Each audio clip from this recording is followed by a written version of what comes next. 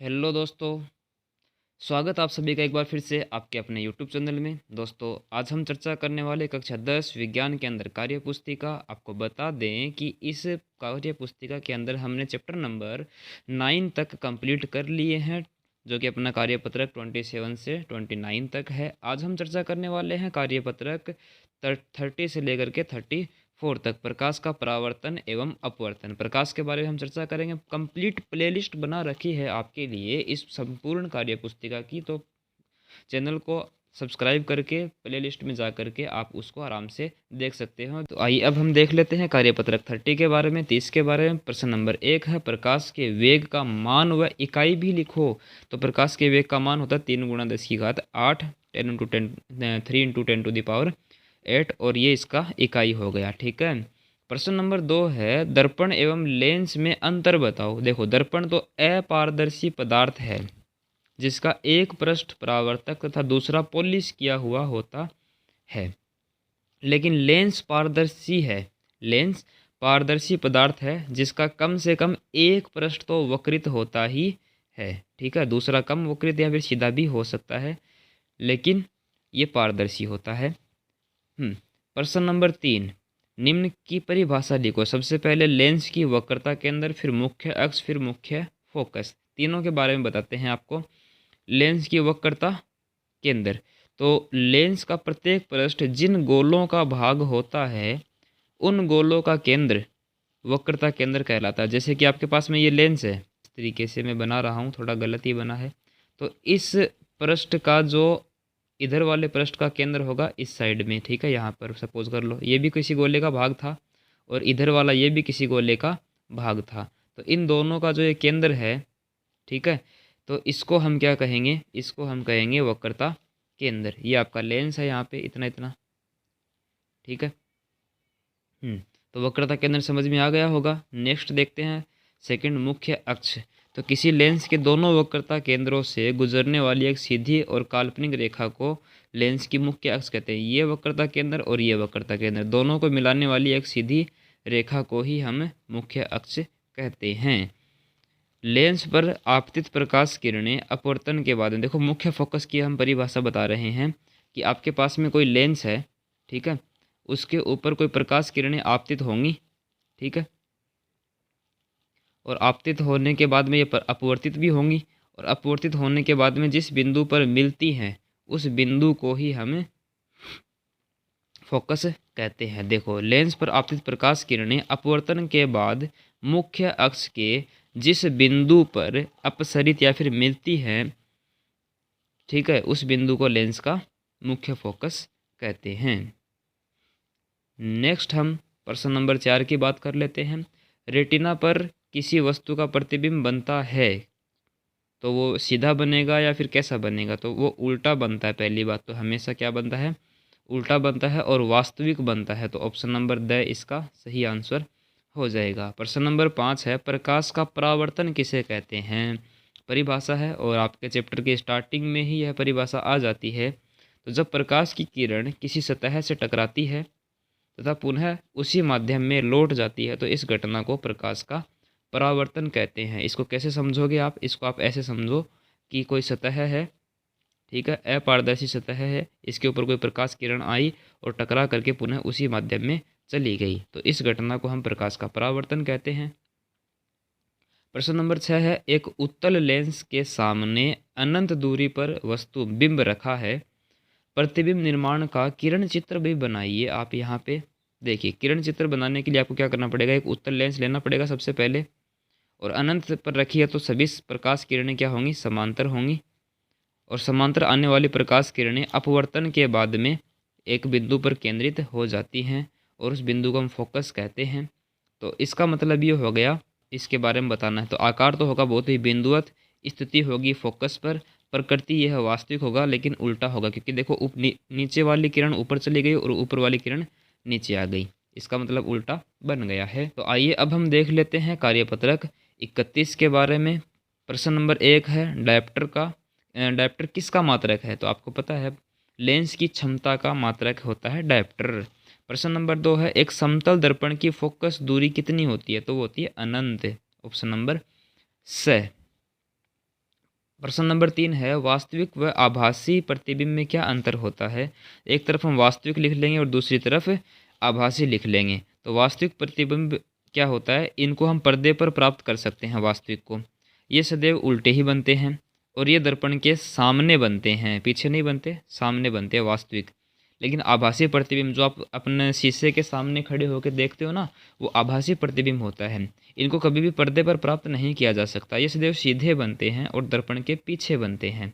ठीक है, हम जो प्रतिबिंब देखते हैं वो ज़्यादातर आभासी प्रतिबिंब देखते हैं, वास्तविक प्रतिबिंब हम कम देखते हैं। तो नेक्स्ट प्रश्न नंबर 4 है अपना, वक्रता त्रिज्या एवं फोकस दूरी के बीच में संबंध का सूत्र लिखो। संबंध का मतलब फिर से मैं बता रहा हूँ, संबंध का मतलब ये नहीं होता कि उसके काका के भाई का, बेटे के ताऊ का, फूफा का लड़का, ऐसे नहीं होता है।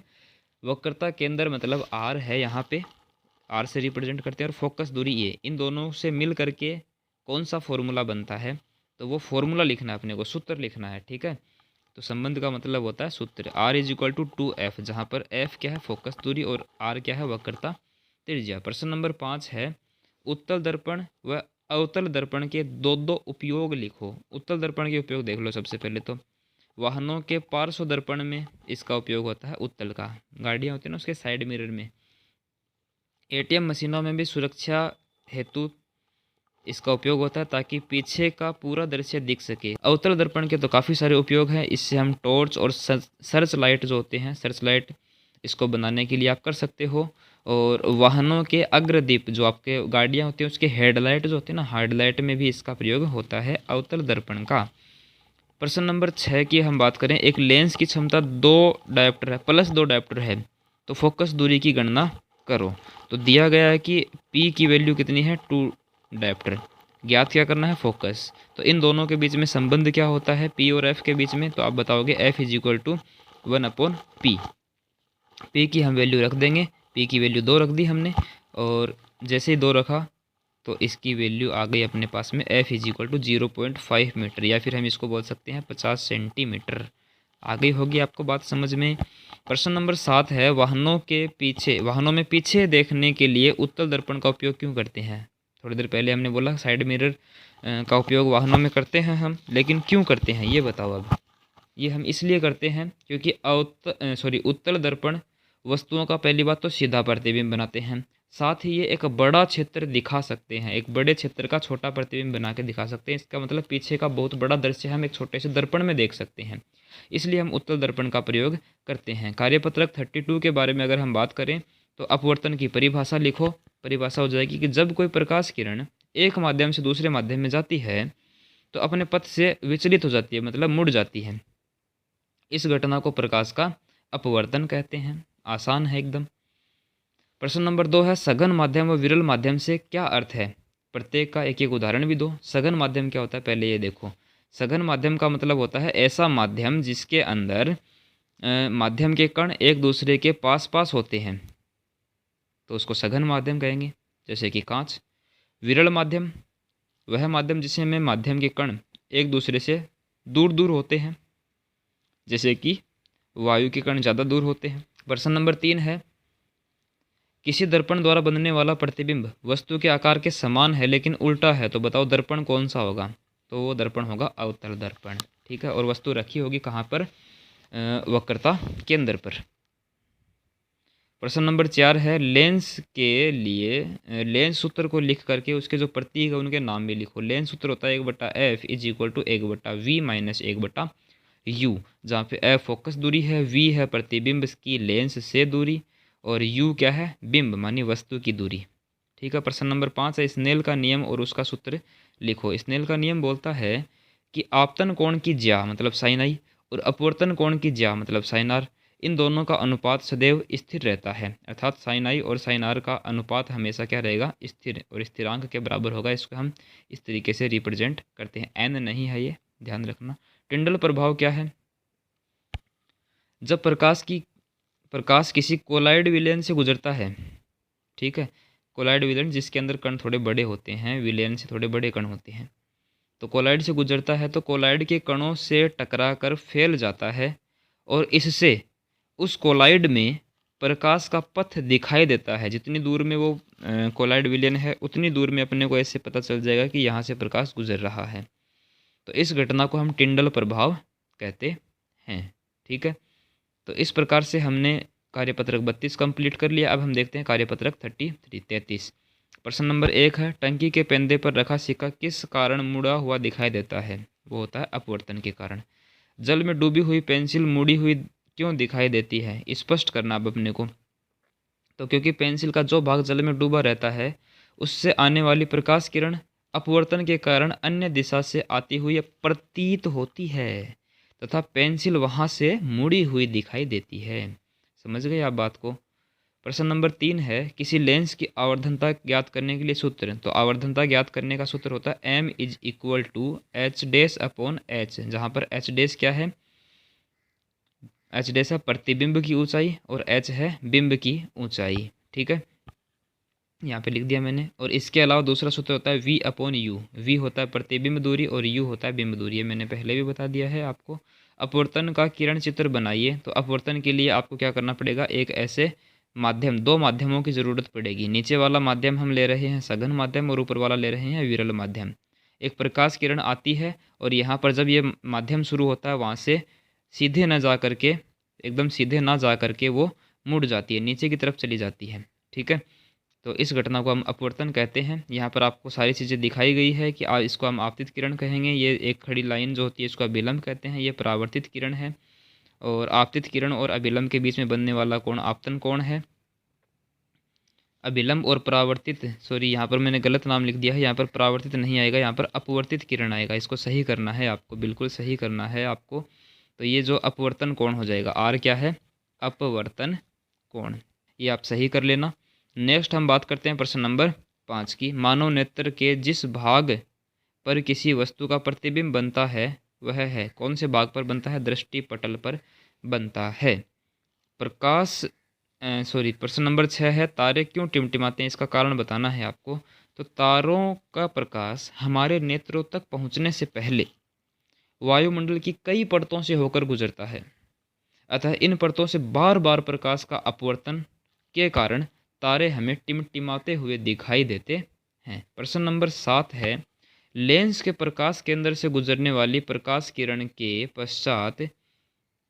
अपवर्तन के पश्चात बिना किसी विचलन के निर्गत होती है। बात तो सही है। इसे प्रदर्शित करने वाला अवतल लेंस का किरण चित्र बनाओ। तो सबसे पहले हम बनाएंगे अवतल लेंस। ठीक है, अवतल लेंस हमने बना दिया। अब एक किरण होगी आपतित किरण, जो कि कहाँ से जानी चाहिए? इसके एकदम से प्रकाशिक केंद्र से जानी चाहिए। तो हमने ये प्रकाशिक केंद्र दर्शा दिया, आपतित किरण आई और ये अपवर्तित किरण हो गई। ये इसका मुख्य अक्ष है। तो ठीक है, यहाँ से अगर जाएगी तो वो एकदम सीधा चले जाएगी बिना मुड़े। अगर मान लो यहाँ से जाती तो वो सीधी ना जा करके वो इस तरफ मुड़ जाती। ठीक है, लेकिन अगर प्रकाशिक केंद्र से जा रही है तो वो सीधी गमन करेगी। आशा करता हूँ ये दी गई जानकारी आपको अच्छे से समझ में आ गई होगी। अगर वीडियो अच्छा लगा है तो वीडियो को लाइक ज़रूर करना है आपको।